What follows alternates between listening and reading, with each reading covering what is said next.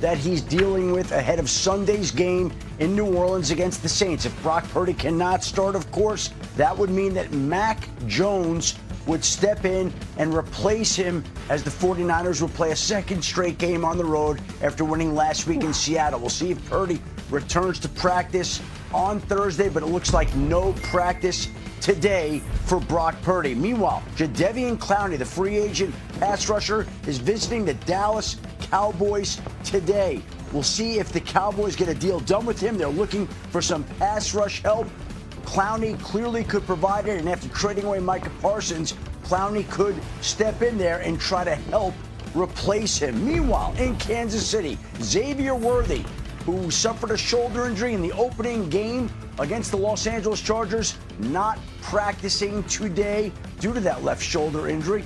The Chiefs head coach Andy Reid has said that Worthy is day to day ahead of Sunday's Super Bowl rematch against the Eagles, but it certainly sounds like he's dealing with some pain in that dislocated shoulder, and we'll see if he's able to make it back this week in time for that big matchup on Sunday. All right, great stuff, Adam. He's with us throughout the show. More updates from Adam coming your way. And mentioning that Super Bowl rematch, Chiefs, Eagles, Patrick Mahomes talked about watching that tape back today.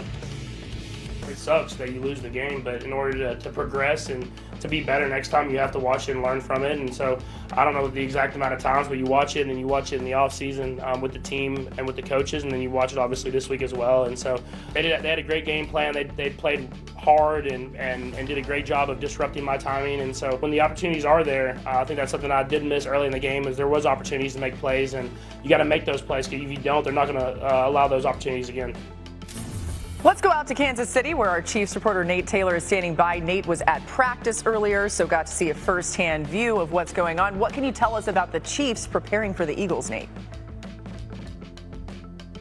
Yes, Laura, the Chiefs are wanting revenge on Sunday after losing to the Eagles in the Super Bowl. And as of right now, their preparation largely includes Hollywood Brown, their second-year receiver that's been with the team. And because of the injury to Xavier Worthy, Patrick Mahomes is going to have to rely quite a bit on Tyquan Thornton and Hollywood Brown at his receiver position to see if he can get plays down the field. Now, Hollywood Brown did have 99 yards on 10 receptions in Friday's game against the Chargers. And as of right now, Patrick Mahomes understands that not only does he need to be protected, but he needs to take risks. He needs to throw the ball down the field early to get the Chiefs some momentum, maybe perhaps a boost compared to their flat start in Sao Paulo. But right now, the Chiefs are preparing as if maybe Xavier Worthy is not going to be on the field, which means largely the load will go to Hollywood Brown, Tyquan Thornton, and of course, Travis Kelce. Yeah, interesting, and something to keep an eye on, especially an offense that we're looking for a little bit more explosiveness out of. Thanks so much to Nate Taylor joining us here. Now, this will be the fifth head-to-head matchup between Patrick Mahomes and Jalen Hurts, including the playoffs. In the first two, the Chiefs' offense starred, averaging 40 points a game in a pair of wins. The last two have not gone as well, as we know, with KC averaging fewer than 20 points a game and 100 yards less of offense in a pair of losses. Dan, are you concerned about the Chiefs' offense now? Oh, yeah. Unless this offense changes schematically, it cannot get back to the Super Bowl. It just doesn't do anything that the good offenses in this league do right now. If we took Patrick out and Patrick made 3 or 4 plays and throws that you're like, oh my goodness, but that's it right now. And we've harped on this for years. One, they don't go underneath center and throw the football down the field enough. And when they do try and do it, they're unsuccessful doing it. Now, Andy Reid, one of the greatest coaches of all time, Matt Nagy, a very bright offensive mind. If there's 2 coaches who can fix it, it's them. And so I'm not telling everybody right now that this is the concern. I'm telling everybody in Kansas City and your fans, if this doesn't change, you will look back in November and December and be like, why aren't we winning? And I'll tell you, this will be the reason why, okay? Like, this is the foreshadowing. If this doesn't change, if you don't go downfield more, if you don't get under center more, if you don't build play action more, if when you do, you don't hit those shots downfield, this will be the reason why. And we can come back to this episode of NFL Live and realize what the problem was. Well, the game plan on Friday night was Patrick Mahomes be Superman and the rest of you were along for the ride, right? Because I don't know what the offensive identity was leaving that game down in Brazil. And you're talking about trying to take shots down the field more. Worth noting, it's a tiny sample size, but Patrick Mahomes on Friday night, 6.6 yards per attempt. He's never had a season where he averaged that number or below. Even if the scheme changes, do they have the guys right now? Do they have the horses to do it? Like, I'm just telling you, do you think a defensive coordinator is sitting there saying, you know what, we got to account for that Tyquan Thornton down the field because he's fast. He is fast. That's incredibly accurate. He was a 4.28 guy in the combine coming out of Baylor. That being said, I just don't know if there's a single player on this offense until Rashee Rice returns or Xavier Worthy returns that a defensive coordinator says, we build the game plan around him. Patrick Mahomes excluded, obviously. Is there a single skill guy that you feel that way about? Remember, Rashee Rice, week 6, so you got a long time for then. It's going to be a little bit of time, and that's the concerning part for me, right? When Xavier Worthy comes back, you're hoping that he can fill that number 1 receiver void until Rice is there.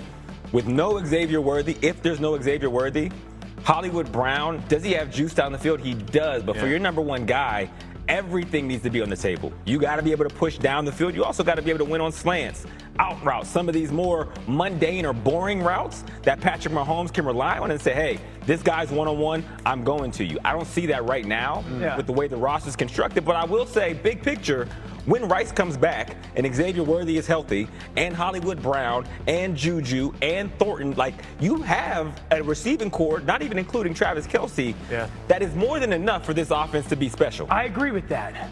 And it's 1 week. But when you watch the pass concepts, and I understand they're not their maybe marquee guys, guys' spacing's poor. Sometimes I'm sitting there going, what's Patrick supposed to do with the football? And so can we throw the graphics of some of the numbers up? Like you go back over the last couple seasons. This is a team that's in the conversation with like the Cleveland Browns when it comes to throwing the football downfield. I don't know what that's supposed to be, but go ahead. I don't want In the success of doing it. It's Hawk's first show back in studio. Well, he forgot shots already. And just like the success of doing it. So something's got to change.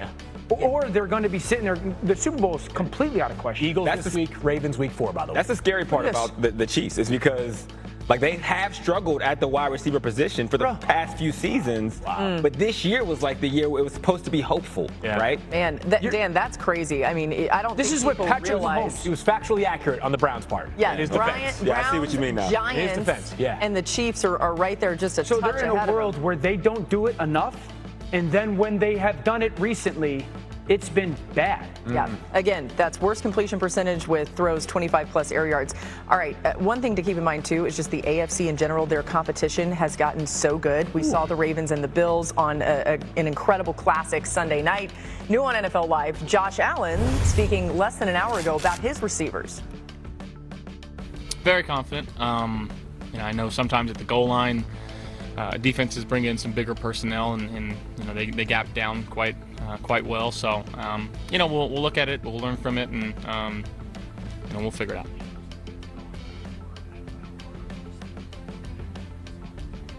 Yeah, it means a lot. Anytime that we can get the ball into our playmakers' hands, especially down the field, it's good things for us. So again, we got to keep working hard, keep finding ways to get the ball to them, and start faster. Yeah, the Bills got 20 receptions for 240 yards from their wide receivers in the win Sunday night over the Ravens. Those were both the most any team got from their wideouts in week 1, and quite a contrast from last season when the Bills ranked 22nd in the league in receiving yards from receivers. So many times in this offseason even we're like, who's Josh Allen going to throw the ball to? Hawk, what did you see specifically from Keon Coleman on Sunday? Yeah, I've seen an evolution. I've seen a maturation in Keon Coleman, right? He talked in the offseason about the things he needed to get better at, and you saw it come forward in week 1 of the season. Specifically, how he was off script, right? When they played the Ravens a year ago, I was watching Keon Coleman, and he was a rookie, but it was like he didn't know what to do once Josh Allen got out of the pocket. That is such a big part of Josh Allen's game, is extending plays. And when you watch Keon Coleman, not just the beginning part of the route, you can see from the start to finish these elongated plays, he is going as hard as he can. He has a plan. It's detailed in the way that he's uncovering to give Josh Allen a surface. That's special for a young wide receiver. Yeah, I mean, I remember talking about that last year of, okay, when is he going to take that jump? So I think you saw some of the more refined route running. There were some of those timing throws that mattered.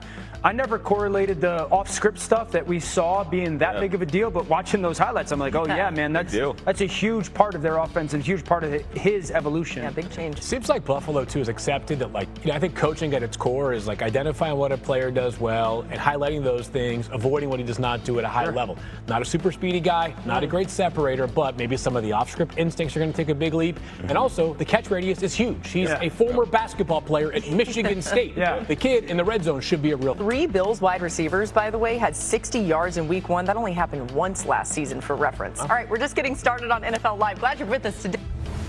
Welcome back to NFL Live. All the quarterbacks around the leagues are speaking today. We get it to you first here on our show. Lamar Jackson speaking for the first time since the heartbreaking loss to the Bills. Here's what he had to say on the 4th and 3 play where the Ravens punted. I was actually cramping the drive before that. The turnover happened. But I went to the sideline. If anybody paid attention, I was drinking pickle juice on the sideline already. I'm like, Sarah, I need to get hydrated. Like, I'm cramping. I'm starting to feel cramps. And then we went back out there, and obviously, it happened. My 4th and 3 happened. But if I wasn't cramping, we definitely would have went for it. I believe. Interesting. Hawk, anything Lamar needs to do differently this week against the Browns? I guess drink more pickle juice. I don't know. I felt like Lamar played a pretty good game against the Buffalo Bills. It was unfortunate that had the fumble. The defense didn't play great, but for him, he was very efficient. I've trusted in all the decisions he made watching the film back. So in week 2, I guess you can ask him to put more on his shoulders, but in the long run, is that really the best thing? So I would say, Lamar, keep doing what you're doing, and it will click eventually. More new corner. Yeah, exactly. There you go. More new on NFL Live. Raheem Morris on the Falcons' sluggish offense ahead of their Sunday night matchup against the Vikings. We want to go out there and be able to establish our run game the way we want to do it. I don't want to take any credit away from Tampa was able to do. They did an excellent job. They presented some great challenges for us, but we got to go out and find ways to run the football, whether that's coaching better, whether that's playing better, whatever the case may be. We are very capable of doing it on all sides of the ball, coaching, playing, whatever the case may be. So. Dan, what does the Falcons offense need to improve this week? 1, you got to get Bijan the ball more. Okay, 18 touches for that player, not good enough. 2.5 yards a carry, not good enough. So that's got to develop. 2, this team offensively wants to get the ball to the perimeter. If you're going to do that, you better block better on the perimeter. That's a huge part. 3, Michael Penix has got to be more than a timing thrower. He did what he was asked to do in their offense, but he's not just a throw the 8-yard out type of quarterback. They've got to build things in and give him the opportunity to launch the ball downfield to some of their playmakers. The Bears and Lions, both 0-1, face each other this week. Here's Dan Campbell on bouncing back. You know what fuels my tank is losing, all right? That fuels me because I don't like losing. Our players don't like it. And you go back to work, man, and you get back to the basics of what you do, man, and you hit it head on. Nowhere to run, nowhere to hide. We're all accountable. And if we want to win, we got to do the little things right, prepare that way, and then we got to play that way. So that's what gets me going. Bill, one of these teams is going to be 0-2. Let's go to the Bears side. What needs to change for Caleb Williams? Laura, I think he just needs to take a big, deep breath. He starts the game 10 for 10. He goes on to go 11 for 25 in his final 25 throws.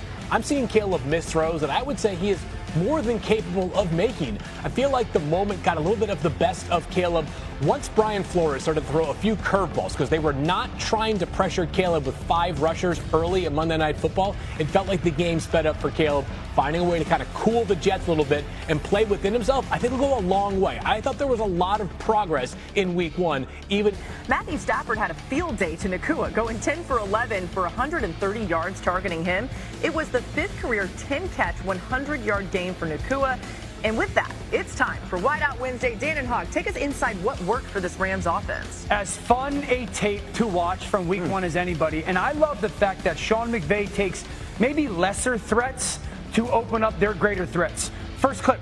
12 personnel. We have 2 tight ends on the field. That's 1 back, 2 tight ends. Now what that does, you match with 3 linebackers. Advantage if I'm a pass game, me. Number 1 is going to be that the tight end starts inside, and that puts Puka Nacua outside. That's the corner. So initially, that corner is going to be matched up against Puka Nacua. But what Sean McVay does is motions that tight end out. Once that tight end goes out, so does that corner. Now advantage offense. I have Puka Nacua more than likely matched up in man or in the area of a linebacker. You're going to be a seam throw from the top of the numbers, a beautiful completion, quarterback to wide receiver. And I love it because Sean McVay is incredible at leveraging the slot with all of his wideouts. So the seam route for this slot, why it's the seam route? The top of the numbers to the 2 yards inside of the field. The reason why that's called the seam from Kyle Shanahan is that if that quarterback is disciplined enough to hold this free safety with his eye, which you watch Matt Stafford, he's one of the best in the league at doing so, it is impossible for this safety to get there in enough time to blow up your wideout. And you're talking about Stafford holding the eyes. This is a beautiful angle. You'll see Matthew catch it. He's going to stare to move that safety and then watch the timing of the throw. You want this seam ball to Hawks Point, top of the numbers, about 18 to 22 yards. Stafford's already throwing the football. Puka's not even looking for the